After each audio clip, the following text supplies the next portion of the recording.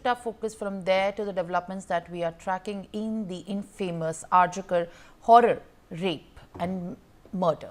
The judgment in the heinous rape and murder of the Arjikar Medical College is likely to be pronounced by the Sealdah court on January 18th. The incident that shocked the entire nation and the victim's family, whose tryst for justice continue for their daughter. The father of the deceased doctor expressed a hope for the fair judgment in this case, stating, and I quote, that we will get a good judgment after the court looks at and considers everything.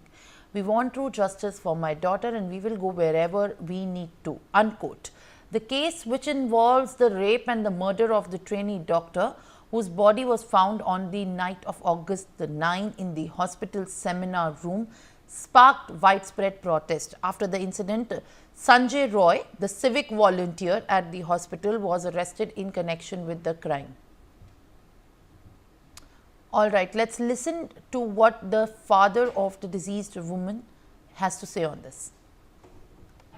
वो जो फैसला आएगा, वो जो विचार का पहला पड़ाव है, उसको पार करेंगे, यही हमको, और जो जज है उन्होंने सब कुछ देख के, सब कुछ विचार करके कोई ना कोई अच्छा राय हमको मिले। उसका जो रिपोर्ट है, डीएनए रिपोर्ट है, उसका अंदर ही और भी आदमी का प्रेजेंस दिखाई दिया गया, और फिर अभी बोलता है और कोई नहीं। ये क्या उसका मैंने चरित्र है, ये हमको बहुत दिक्कत लगा। खटखटा रहा है, एक मामला हाई कोर्ट में है और दूसरा सुप्रीम कोर्ट में कल लॉन्च हुआ है, और उसका आज उसको सीरियल नंबर में आ गया।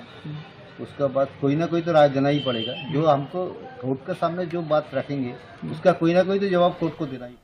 Renick, my colleague, is joining me for more. Renick, in this case of Arjikar Medical College and rape, the judgment by the Sealdah court is expected with hopes high from the family of the deceased, who is in fact fighting this case from the other side. What are the details? Take us through that.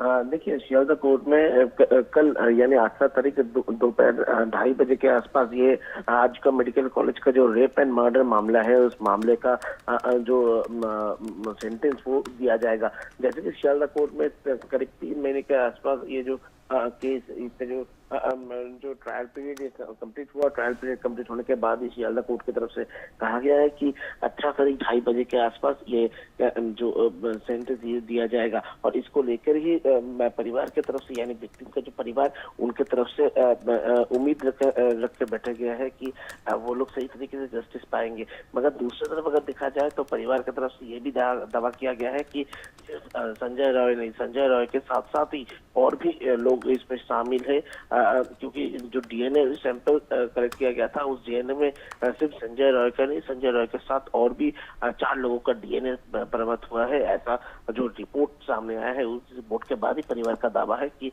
Sanjay Roy के साथ साथ और भी लोग शामिल है, और इसी वजह से सही तरीके से जांच किया जाए और सीबीआई की तरफ से फिर से ये जांच को कंटिन्यू किया जाए। इसका ये अपील वो लोग सुप्रीम कोर्ट में रखे हैं, और सुप्रीम कोर्ट में ये जो केस लिस्टेड हुआ है, ऐसा भी परिवार की तरफ से दावा किया गया है।